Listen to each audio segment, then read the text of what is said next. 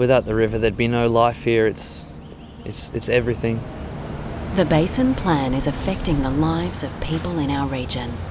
As Canberra makes decisions that will shape our region for decades to come, the Murray River Group of Councils felt that there are some voices that aren't being heard. So we went to listen to the people who live and work in our northern Victorian communities, to their stories about the impact the Basin Plan is having on them. What the Murray Darling Basin Plan means to us is this is going to be the plan that we've all got to kind of live by for the next fair few years. If we get it wrong, this region's not really going to be looking too good. Everybody's getting a lot smarter with their irrigation practices. Every form of irrigation is now, getting to that level where it's running at the maximum efficiency for what it actually is. My feeling of the Murray Darling Basin Plan is it's definitely had some positive impacts in that it's encouraged people to be more efficient with their water. It's helped a lot of farmers to upgrade systems that were built, a long time ago. We've definitely increased the efficient use of our water. It's given more options for us to grow different crops and potentially be more profitable and productive. But the flip side of it is it's become more difficult to be profitable because of the intensive use of energy with pushing the water through pipes. The lower pool of water and that making water more scarce for where it needs to go is increasing the overall water price, and that's impacting our profitability quite severely. We're doing our best to manage that by growing higher value, more exotic, more productive crops, but they come with higher risks. We're really struggling to have good profits and to be moving forward, even with all the infrastructure upgrades and things that we're doing, mainly because there is less of a pool of water that everyone's using. That's pushed the price of it up. We're finding that for small people, the one-man bands or the 10 to 100 acres type of properties are finding it very, very tough. And every year it's getting harder and harder to lease that water. If they need an extra meg, another extra meg, 10 extra megs, whatever they might need, the costs are going through the roof.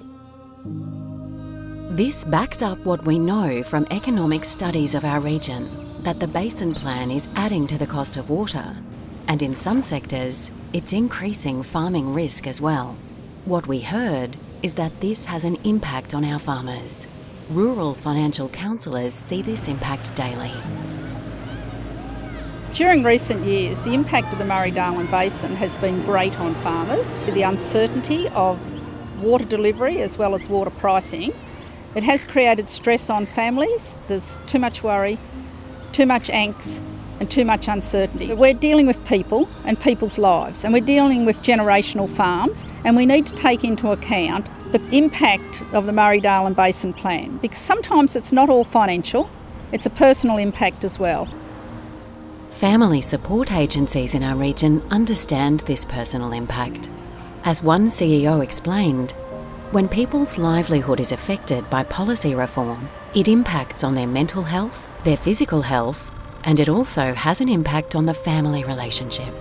What we heard is that when farmers' lives are affected, the impact doesn't stay on the farm. It flows right through our communities. There's a flow-on effect with water in all our communities along the Murray. A lot of our businesses rely solely on agricultural, and agriculture relies solely on water in a lot of instances. So as water becomes uncertain and people become uncertain, a lot of businesses are hesitant about going forward and expanding.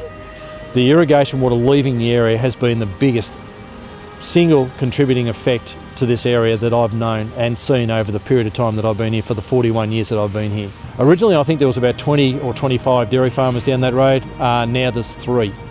That just gives you the impact of what has happened in the area. And to me, this is our community, because the people that were working for them were living in the community and also helped out within the community. And the local shop owners are really feeling the effect. We heard that these changes are reducing community resilience, reducing people's ability to keep adapting. Reducing water in our irrigation districts has left our communities more vulnerable. Recovering more water will leave them at huge risk when the next big dry comes. We heard that this is a real fear for people. If anything happens to the economy in a river town or a regional town relying on the river and on the water in the system, then it's going to have social devastation. In 2009, we had a bit of a scare. It was a really difficult year for the whole system. The drought was horrendous, really, and the limits on extraction were very severe, and that really frightened everybody. If anything is going to impact socially and economically, it's those tough times when the river doesn't flow. You don't have to think that hard about what it's going to look like with that water here. Just go visit a property without irrigation. You can drive down the road and see irrigated crops and beautiful vines, huge citrus plantations, and then just look 100 metres further down the road where there's no irrigation and it's just barren desert. If you didn't have irrigation, there'd be nothing here. It would be as bare as the concrete. You take the water away from here, we are just an extension of the mallee.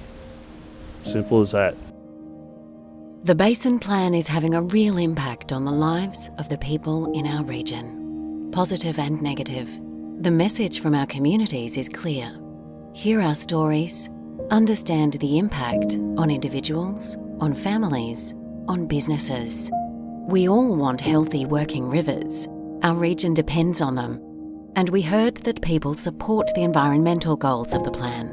At the same time, we need the Basin Plan to be implemented in a way that doesn't put at risk our communities and the future of Victoria's food bowl. It's the lifeblood of the community because that river provides all the irrigation, not just for the farms, but it provides the water for all the towns and the communities.